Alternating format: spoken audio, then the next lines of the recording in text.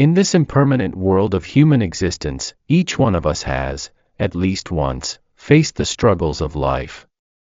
As the years add up, as the hair grays with time, the heart often becomes heavy with concerns. How can we lighten the burdens of life? How can we face the remaining days in peace? The Buddha taught, all suffering arises from attachment. We are born with empty hands, but throughout life, we carry countless expectations, anxieties, and fears. We fear the gaze of others, we fear praise and blame, we fear loss, we fear that one day no one will remember us. But is it really necessary to carry all these burdens on the journey towards stillness? If we could learn to let go in this way, to find peace amid the turbulence of life, would life become lighter? In this video, we will reflect on the journey we have traveled, learning how to put down what is unnecessary, and to understand the value of letting go. After all, happiness is not found in what we possess, but in what we are able to release. Human life is like a river, flowing from the pure source to the downstream, carrying with it the silt and debris of the mundane world. The further it goes, the heavier it becomes with all that has accumulated over the years: fame, status, wealth, binding relationships, and most importantly, the gaze of others. From the moment of birth, humans grow within the formation of the ego, in accordance with the norms created by society. We learn how to behave, how to speak, how to live in such a way that we are not criticized, not judged, and not looked down upon by others. Over time, we create a prison for ourselves, where every compliment, every criticism, and every gaze of others becomes the key that locks away our freedom. This is a form of ignorance, an invisible chain that binds us in suffering. The Buddha taught, suffering is like the morning mist, it disappears as soon as the sun rises. But why do we keep holding on to suffering so tightly? The answer is simple: because we place too much importance on ourselves. We nurture the ego, which makes us vulnerable to praise and blame. When someone praises us, we feel joyful, but when they criticize us, we feel pain. It is this constant comparison that prevents our hearts from ever finding peace. There is a story about a renowned Zen master. One day, someone came to accuse him of wrongdoing. The people in the village stirred with gossip, their tongues like raging waves. When asked if he had any defense, the Zen master simply replied, "Oh, is that so?" He did not explain, did not react, and did not pay any attention to the accusation. Over time, the truth came to light, and the people began to praise him again. Yet, as before, he simply answered, "Oh, is that so?" A wise person does not let their heart be swayed by the storms of worldly opinions. If we live our lives preoccupied with what others think, we will never find peace. But this does not mean we should be indifferent to morality or what is right. The Buddha does not teach us to live without care, rather, he teaches us not to be attached to fame and public opinion. People easily recognize the harm of criticism but fail to see that praise can also be a form of temptation. When someone praises us for being talented, virtuous, wealthy, or successful, we immediately feel happy, and we hold tightly to the flattering image others have created of us. But this also means that we begin to fear losing that image. There is a story about a general from ancient times who, after accomplishing great deeds, was rewarded generously by the king and praised by the people. But one day, when the court faced turmoil, those who had once celebrated him were the first to turn against him. It was then that he realized that praise was fleeting, like the morning dew on grass, it vanishes without a trace as soon as the sun rises. We can accept praise with joy, but we should not cling to it. We should view praise as a passing breeze, like the sound of a bird singing on a branch. Listen when it brings joy, but do not take it to mean that we are noble. What people fear most is being criticized. We can endure physical suffering, but we find it difficult to bear harm to our honor. A single criticism can keep us awake all night, but why is that? Because we still place too much importance on ourselves and believe that we must be perfect, that we must appear beautiful in the eyes of others. In fact, there are two types of criticism. One is constructive, helping us to correct ourselves. The other is destructive, arising from envy and jealousy. The wise person must listen to the helpful criticism and ignore the harmful words. There is a story about a potter. He made a beautiful vase, but when he took it to the market, some praised its beauty, while others criticized it as ugly. The potter returned to his workshop, placed the vase on the table, and stared at it for a long time. Finally, he realized that no matter what others said, the essence of the vase remained unchanged. Similarly, the true value of a person does not lie in the praise or criticism of the world, but in their own virtues and pure heart. A practitioner of Buddhism should have a heart like the lotus flower. The lotus grows from the mud, but it is not stained by the mud. It absorbs the essence of the earth but still emanates a pure fragrance. Living in this world is the same. We cannot avoid praise or criticism, nor can we force others to always understand us. But what matters is whether we can maintain a pure heart, whether we are steadfast on the path of the Dharma. In the Dhammapada, the Buddha taught, like a solid rock, the strong winds cannot move it. The wise person is unmoved by praise and blame in this world. Thus, to be liberated from the gaze of the world, we need to remember three things. 1. Do not become self-satisfied because of praise. Do not think that you are good simply because others praise you. Look deeply into yourself, maintaining humility and mindfulness. 2. Do not lose yourself because of criticism. If you are wrong, correct yourself. If you are right, remain confident. Do not let meaningless words harm your soul. 3. Live authentically with yourself. Do not lose your own worth in the desire to please others. Do not live falsely because of the fear of judgment from others. When a person is no longer afraid of the gaze of the world, when they are no longer troubled by praise and criticism, they will find peace in their heart. This is the first step on the journey of letting go, toward a life of true serenity and happiness. Conflict is an innate nature of human beings, just as it is for all living creatures in this world.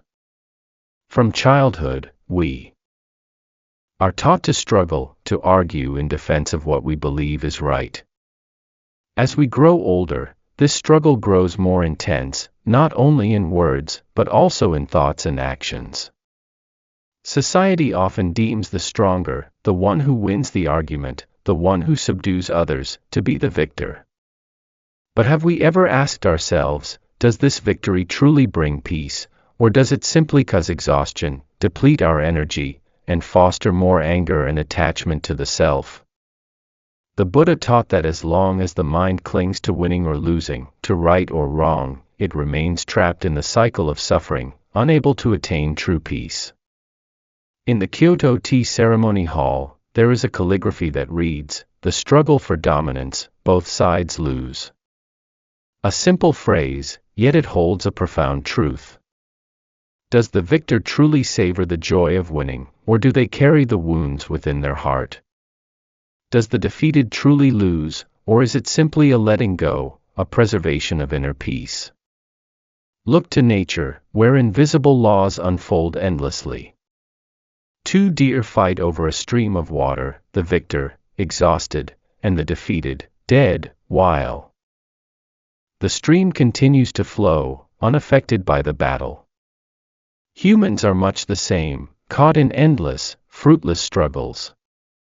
But whether we win or lose, we only deplete ourselves physically and mentally.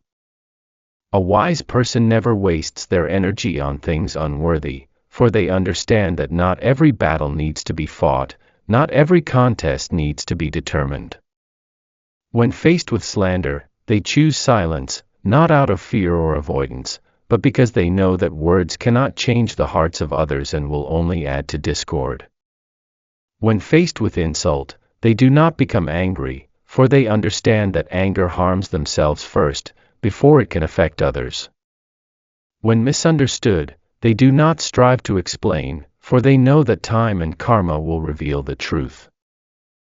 Silence is not weakness, it is the wisdom of one who understands the impermanence of the world. A calm pond can reflect the moon clearly, while a turbulent surface distorts the image. Similarly, a person who knows when to remain silent keeps their mind clear, unclouded by negative emotions. When we argue, we lose energy. When we become angry, we burn ourselves. When we cling to right and wrong, we lock ourselves in the prison of the ego. On the contrary, when we know how to let go, take a step back, and remain silent when necessary, we find that our hearts are lighter and life becomes more peaceful. In Buddhist scriptures, there is a story about a hermit monk living in a deep forest. One day, a person came to insult him with harsh words, but the monk sat in silence, smiling without responding. The offender, furious, shouted, "Why aren't you reacting? I am insulting you." The monk gently replied, "If someone brings a gift and I refuse to accept it, to whom does the gift belong?" The offender suddenly understood, bowed his head, and left quietly. This story illustrates that harsh words and malicious actions, if not accepted, cannot affect us. Just as those who sow the wind will eventually reap the storm. A true practitioner is not one who has never been angry, never engaged in conflict, but one who has seen the futility of these actions and chooses to let go. They understand that, when faced with a storm, we can become a still lake rather than a raging wave. When confronted with hatred, we can choose patience instead of retaliation. When misunderstood, we can remain silent instead of trying to prove ourselves. For everything in this world, whether it is hatred or love, is a product of causes and conditions. When we sow the seed of conflict, we reap the fruit of suffering. When we sow the seed of silence and compassion, we reap peace. As the Buddha taught, hatred does not cease by hatred, but only by love. However, silence is not always the best option, nor is letting go always the right path. Sometimes, we must speak up to protect the truth, take action to prevent wrongdoings. But a wise person knows when to speak, when to remain silent, when to engage in a battle, and when to walk away. They are neither cowards nor indifferent. They understand that in the impermanent world, everything will eventually change, and all struggles will pass like a flowing river. People of the world are obsessed with winning and losing, but the wise only seek inner peace. If we can live without being disturbed by trivial matters, without allowing our hearts to be swayed by anger and desire, and without being pulled into meaningless struggles, then we have achieved the greatest victory. For true strength is not in defeating others, but in conquering oneself. Love in this world is a beautiful thing, but love, when devoid of understanding, can become an invisible burden, binding both the giver and the receiver. Many parents spend their entire lives carrying every hardship for their children, thinking this is the highest form of love, but unknowingly, this very act weakens the child, leaving them ill-prepared to face the challenges of life. Many people possess a kind heart, always wanting to shelter and protect their loved ones, but they fail to realize that each being has its own karma, and everyone must walk their own path. The Buddha taught that no matter how great our compassion is, we cannot change the karmic forces of others, nor can we bear all the suffering of the world. Our role is not to remove all obstacles for others, but to help them develop the wisdom and strength to overcome those obstacles themselves. Consider the image of a caterpillar struggling to break free from its cocoon.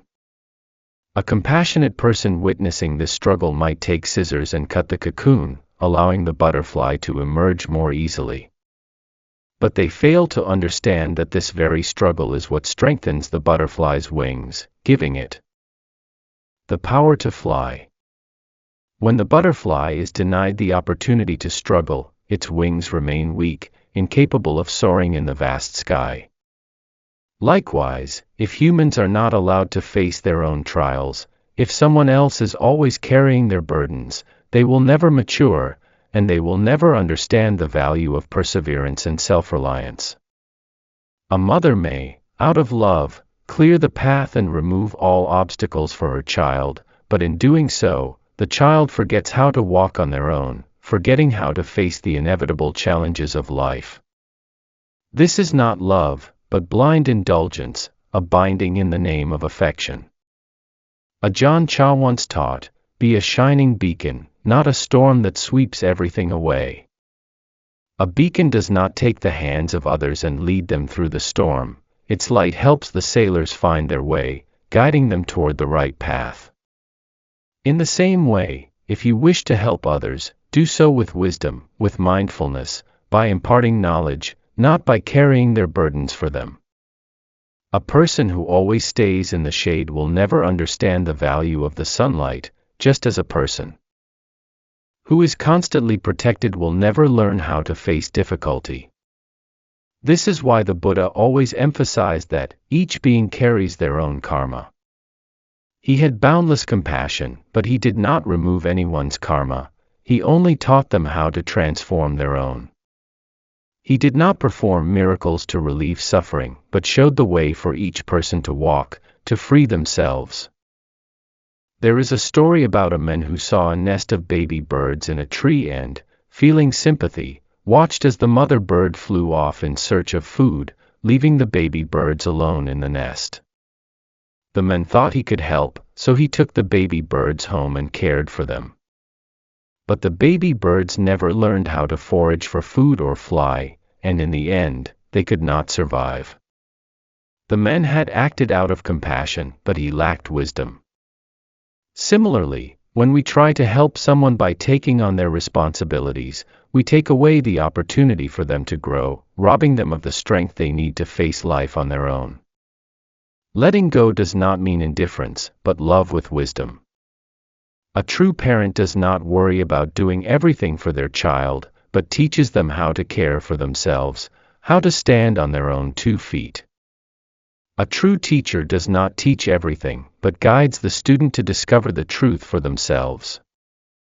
A true practitioner does not seek to change the world, but seeks enlightenment, and through that enlightenment, illuminates the path for others. The Buddha let go of everything to attain enlightenment, but he did not turn his back on the world. He used his enlightenment to guide beings out of suffering. Had he only taught through miracles, beings would never have been able to liberate themselves. If he had used his power to remove all suffering, beings would never have learned to practice, to overcome their afflictions. Think for a moment, how many times in life have we felt heartbroken when we saw someone we love facing difficulty? How many times have we wanted to help, only to realize that our help did not bring lasting good? We cannot carry the suffering of others, nor can we remove all the obstacles from their path. We can only help by guiding, by illuminating the way, by allowing them to learn the lessons they need to learn. If we understand that each being carries their own karmic forces, we will no longer try to carry their karma for them, but instead, we will help them understand their karma and guide them to transform it. A boat cannot set sail without a rower, and a bird cannot fly without flapping its wings. Helping someone is not about carrying them across a river, it is about giving them the boat and showing them how to row.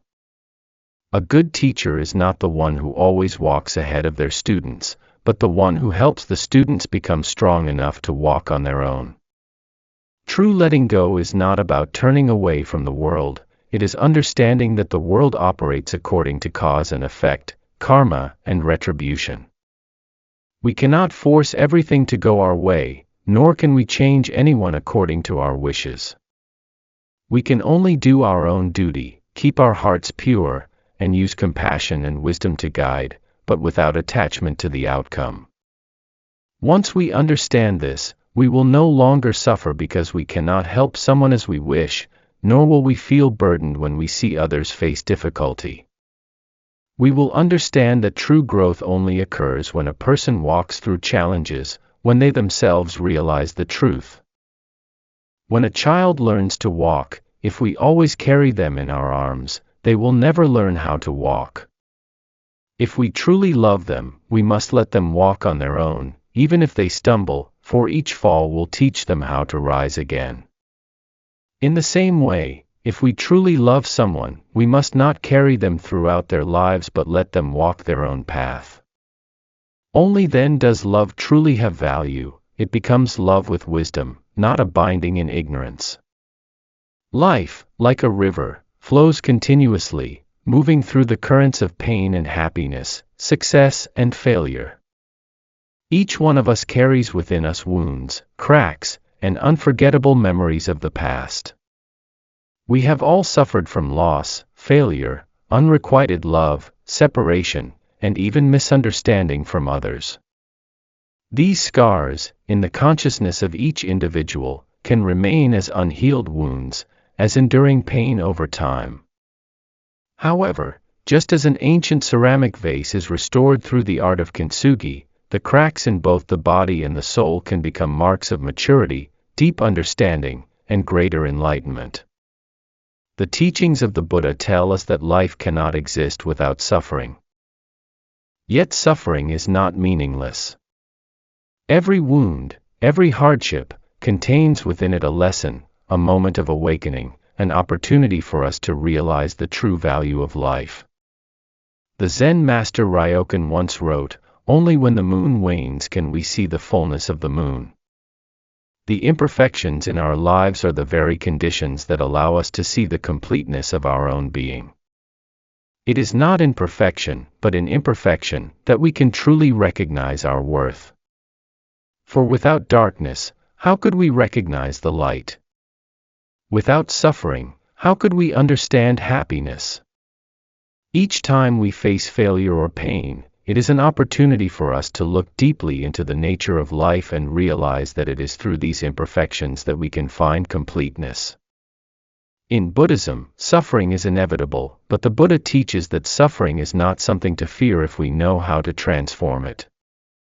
Just like an ancient vase that breaks, if the craftsman knows how, the broken pieces can be reassembled, and the cracks can be coated with gold, becoming beautiful marks that give the vase even greater value than before. Similarly, in life, wounds and scars that seem hopeless can become signs of rebirth, of resurrection, if we are able to see and accept them as part of our journey.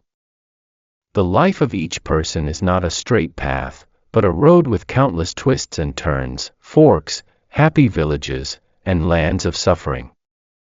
There are times when we feel as though we have lost our way, that we have lost our direction, but it is often in these moments that we discover invaluable treasures. Listen to the story of the 70-year-old fisherman who found treasure in the wreckage of a ship.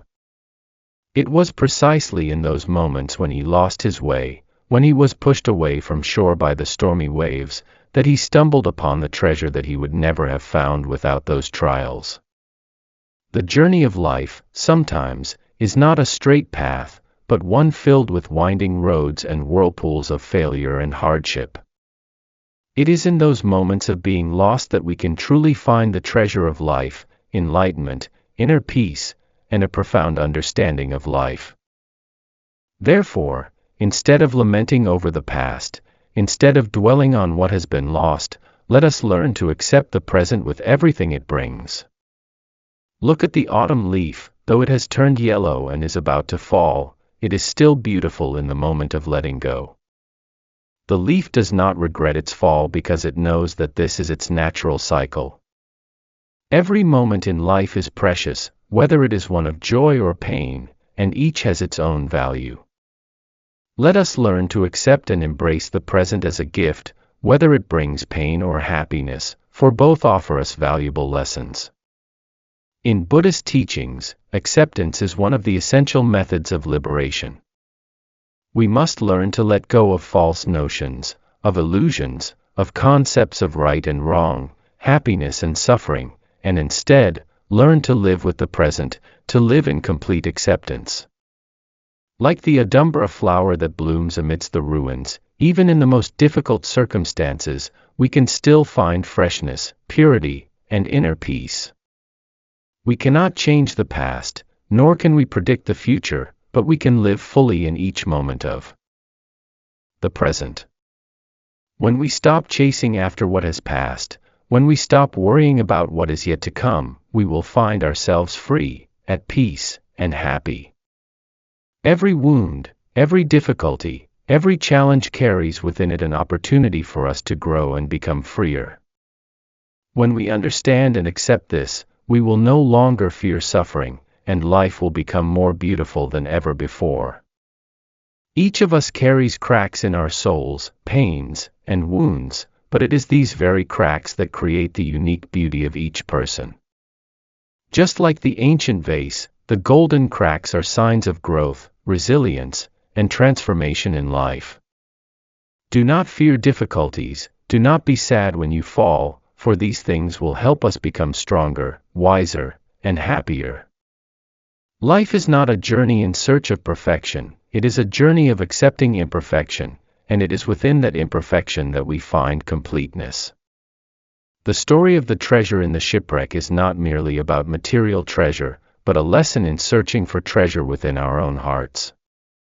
The treasure is not gold and silver, but enlightenment, understanding, and inner peace. Remember, every step in life, no matter how difficult, carries with it an invaluable gift. And when we learn to accept and embrace the present, whether it is difficult or joyful, we will find ourselves truly wealthy, not in material things, but in wisdom and inner happiness. In the flow of life, humans often become entangled in worries about the future, about things yet to come. They fret over potential events, about what may happen in the days ahead. Like the dew on the leaves, these worries are fleeting, often blown away by the morning wind as soon as the day begins. Yet, within these thoughts, not everyone realizes that it is these very anxieties that bind the mind, preventing it from being free. The story of the small temple on the summit of Mount Fuji, with the inscription, "Today the flowers bloom, do not ask about tomorrow's decay," clearly reflects the Buddhist philosophy of living in the present moment. Indeed, each day, each moment of life, is an invaluable gift we possess. The flowers bloom in the moment of today, without concern for what tomorrow may bring. Why? Because tomorrow has not yet come, and if we constantly dwell on the future, we will miss the precious moments of the present. Happiness lies in living fully in each moment, not in predicting or fearing what has not yet happened. A disciple once asked his master, "How can we stop the storms?" This is a wise, yet perplexing question. The storms of life are unavoidable, just as difficulties and challenges are inevitable in every individual's life. However, the master's response was profound: learn to build a porch. The porch here is not a physical object but a symbol of inner preparation. The porch cannot stop the rain, but it can offer shelter from the direct onslaught of the storm. This can be understood as, in life, instead of fearing the storms, we must learn to prepare our minds, to face challenges, to confront suffering, and transform it into a lesson for growth. There is a touching story about a 90-year-old woman who plants flowers, knowing full well she will never see them bloom. She does not expect to enjoy the fruits of her labor, but finds happiness in nurturing and caring for the flowers. This is a clear testament that happiness does not lie in the final result, but in the process, in each step of life. Every day, the elderly woman pours love into the flowers she cultivates, and it is that love that brings her a life full of meaning. In Buddhism, living in the present is not an abstract concept, but a concrete practice.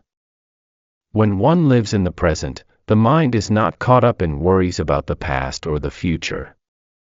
As the Diamond Sutra teaches, the mind of the past cannot be grasped, the mind of the future cannot be grasped. If we live in the past, we can never change the mistakes already made. If we live in the future, we can never enjoy the goodness that the present offers.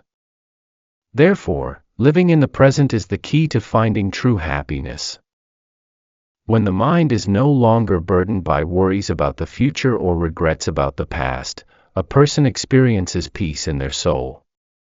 Each moment in life becomes incredibly precious and meaningful. A long night in life, when everything around is shrouded in darkness, it is the stillness of the soul that becomes the light guiding our way. We need not curse the darkness, for darkness cannot last forever. The night will eventually pass, and the dawn will come. What matters is whether we can keep the candle of stillness burning in our hearts, when distracted by external matters. The theory of living like the clouds in Buddhism is a method to help one find freedom in the soul.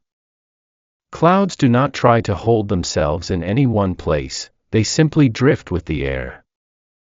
Clouds do not care where they will go, but only live fully in each moment of the journey. Likewise, when humans learn to live like clouds, they too let go of the burdens of the past and the future, living only with what is happening in the present. The tranquility of the soul, the stillness within, are qualities that Buddhism encourages us to cultivate. Not because we wish to escape reality, but to live fully in it, embracing what we have. When the mind is no longer burdened by thoughts of the past or future, we realize that life itself is a miracle, an opportunity to express our compassion, kindness, and wisdom. The most important thing when we let go of worries about tomorrow is learning to keep the soul from being weighed down by unnecessary thoughts. In each present moment, every action, every word, every thought becomes a building block for the foundation of lasting happiness. Though these building blocks may seem small, they hold great power when stacked upon each other in mindfulness and awareness. Therefore, the path to happiness is not about seeking a better future, but about living fully in each and every moment of the present. In fact, worries about the future are mere distractions, keeping us from experiencing peace and joy in life. Happiness is always present in each breath, in each step, in each moment we devote to living fully. When we let go of anxieties and live in the present, we become the masters of our own lives. There is nothing but the present, the only true possession we have. The past is gone, the future is yet to come, and only the present is the precious treasure we can grasp and live fully. When the evening wind blows through, and the sunset stretches over the old porch, we realize that not everything we once worried about was truly important, not every battle was worth continuing. There are things that, once past, we see that there was no reason to worry about them. The Buddha taught, be like the clouds, drifting without attachment. Life is indeed a transient journey, each person has a road to travel, a destiny to fulfill. Though there are moments of highs and lows, of honor and disgrace, after everything, what remains is the peaceful moments within the soul. Old age is not the end, but the beginning of a new way of living, a way that is lighter, more at peace. Like the elderly woman planting flowers even though she knows she may never see them bloom, like the fisherman who finds treasure after many times lost, all of this reminds us that every day we have left is a gift, and letting go is not losing, but rediscovering ourselves. So, let your heart be as vast as the sea, let your mind be light as a bird's wing. Live with a serene smile, so that when the full moon lights the way home, you can smile peacefully and say, all things pass, only compassion and wisdom remain in the heart.